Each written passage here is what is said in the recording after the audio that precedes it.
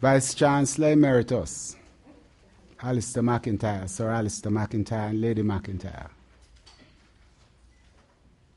Ambassadors that I recognize, Anthony Hill and Tony Johnson. And if there's anybody else in the audience of ambassadorial rank that I recognize, forgive me if I haven't identified you. Colleagues, ladies and gentlemen, all members of the diplomatic corps, if anybody is here and I'm not seeing them, I also recognize you. And if you come later on, I'll try to identify you. The event we host tonight is not strictly speaking at the heart of the SALISES research agenda, yet one might argue that any attempt to critically survey U.S. foreign policy is directly relevant to all agendas aimed at understanding Jamaican and Caribbean social and political reality.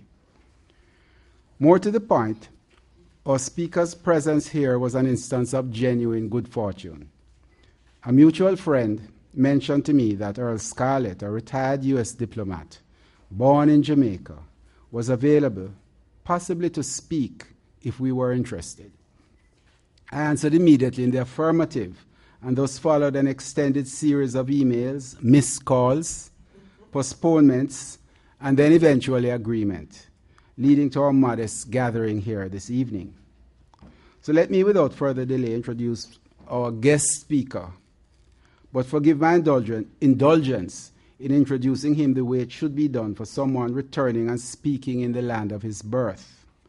Earle Scarlett was born in Kingston, next to Sabina Park, though his family roots lie in St. Elizabeth and Westmoreland.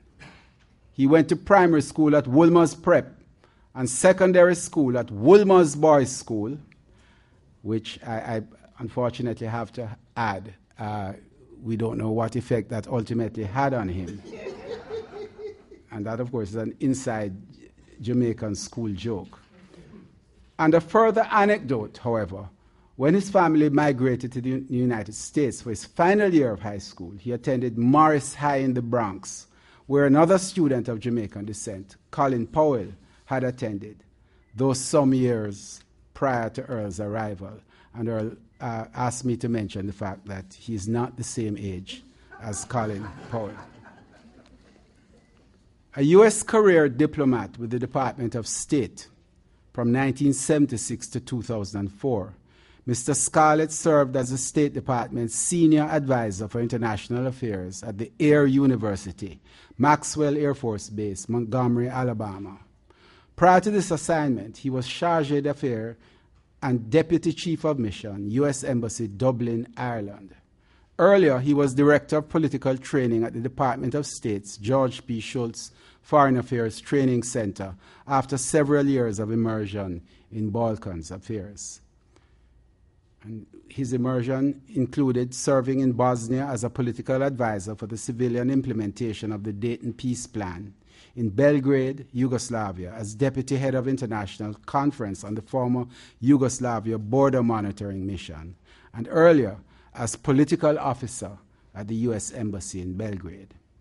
In addition, Mr. Scarlett, as a political officer, served twice in Brazil, first during the transition from military to civilian rule, and secondly during the rise of Lula to power. He served also in the Philippines during the period of the overthrow of President Marcos, and in Cameroon. In the State Department, he was a Foreign Service examiner, desk officer for China, handling Tibet, and during the period of the Tiananmen Square incident, and desk officer for Somalia and the Horn of Africa. Mr. Scarlett was a State Department Dean Rusk Fellow at the Institute for the Study of Diplomacy at Georgetown University, where he taught courses on ideology and the conduct of diplomacy, and was coordinator for an all-day conference on educating minorities for careers in foreign affairs. Subsequently, he has served at Georgetown University School of Foreign Service as an oral examiner for candidates defending theses for master's degrees in foreign affairs. After his active 30-year career in international affairs in the State Department, Earle Scarlett continues to lecture and advise on foreign policy issues. And among them, I just give a few examples. He has been Foreign Affairs Fellow at Emory University and taught a course on the dissolution of Yugoslavia and lectures on careers in foreign affairs. He has been a panelist in the Lord Byron Foundation Conference, Kosovo Crisis, Impact on the World, Relevance to India, and delivered a paper, Squaring the Circle in Kosovo, a Balkans Hands View, in New Delhi, India. In addition, he has chaired the annual Association for Nationalities panel at Columbia University on the post-disintegration of Yugoslavia and regional stability. From 2006 to 2010, in the spring semester, Mr. Scarlett was a visiting professor in Italy at the University of Bologna, Forlì campus, in the Interdisciplinary Masters in East European Research and Studies program, where he conducted an annual seminar for foreign and Italian graduate students on the dissolution of Yugoslavia and the aftermath. Among the many awards that Earle Scarlett has received are the Martin Luther King Award of the Woodrow Wilson Foundation, UCLA. From the U.S. State Department, he has received the Secretary of State Career Achievement Award, the Assistant Secretary of State for Political and Military Affairs Award for Excellence in National Security, the Benjamin Franklin Award for Innovative Teaching at the National Foreign Affairs Training Center, U.S. Department of State Meritorious Award for reporting on the Philippine People Power overthrow of President Ferdinand Marcos, and an official commendation letter from President Clinton for his, quote, contribution made to peace and making the Bosnian peace agreement possible, unquote. Ladies and gentlemen, to speak tonight on Obama's foreign policy agenda, opportunities and constraints, I present proudly Mr. Earle St. Aubin Scarlett.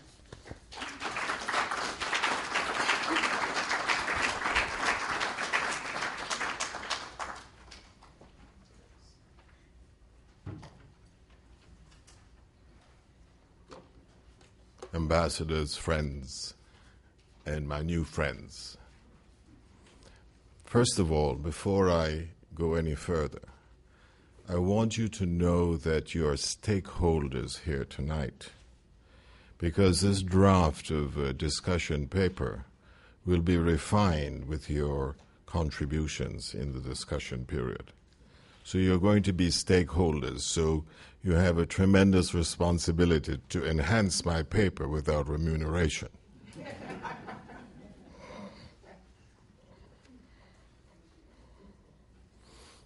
When I left Jamaica, I had a double-breasted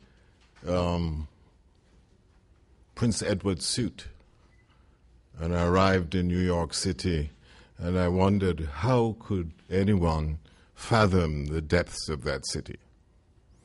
Well, many years later, I embarked on a career in foreign affairs, and I realized that there are many New York cities in distant places, and the challenging experiences that my wife and I had as a fellow diplomat in a long career.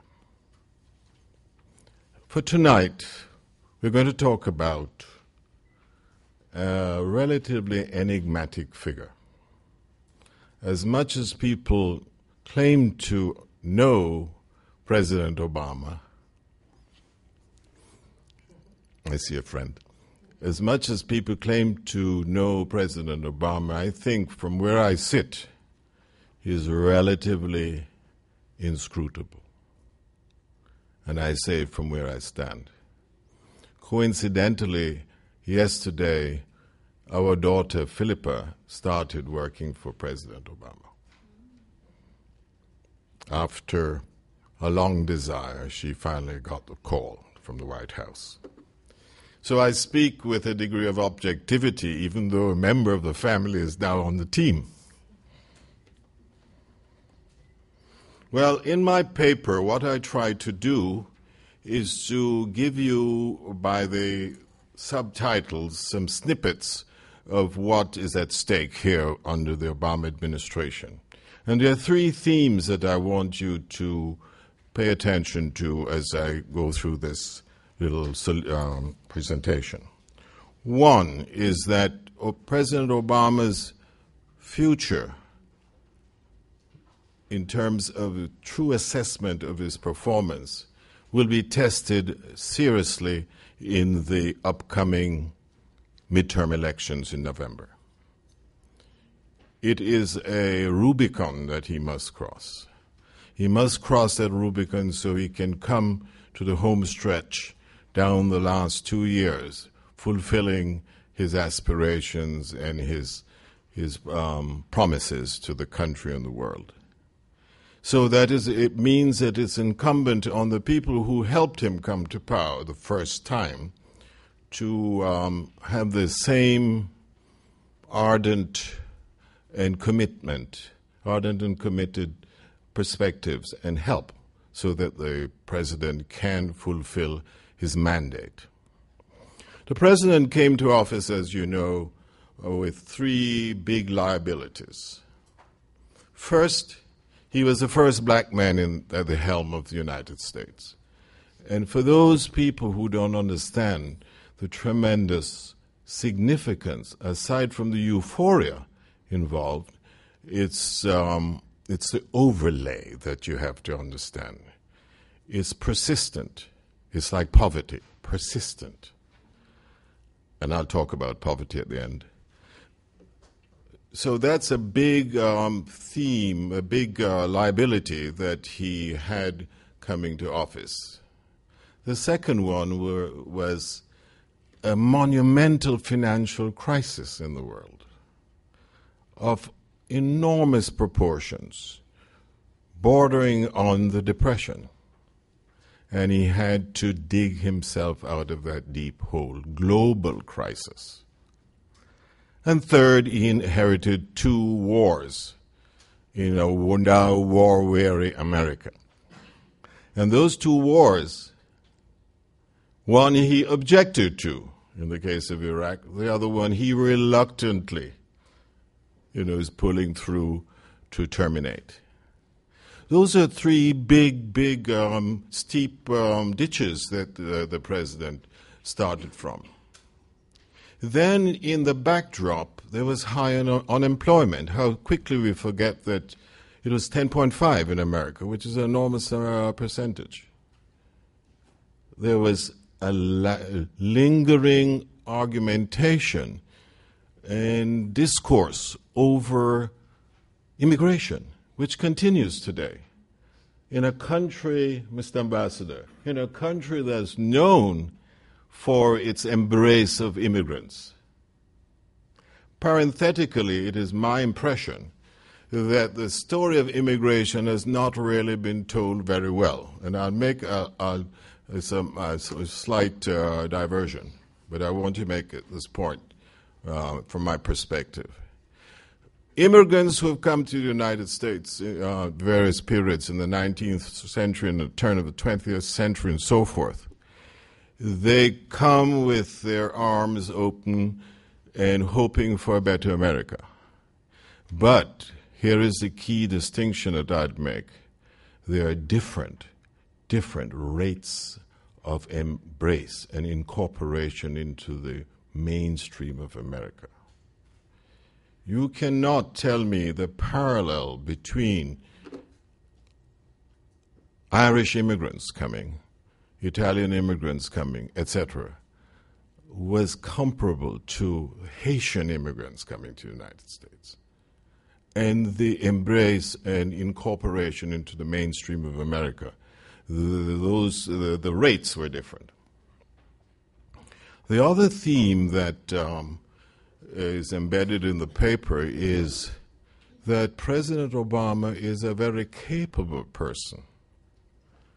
But it is obligatory that he uses that capability in spite of the odds, in spite of the obstructionism that we have witnessed, prolonged and vituperative with the Republicans. President Obama has to, in his final years, surmount them. And surmount them, not, and I say this with great emphasis, not just with his capability, but with another lion in his tank. And that means that he has to do what apparently his personality has not always been conducive to. He has to walk a little more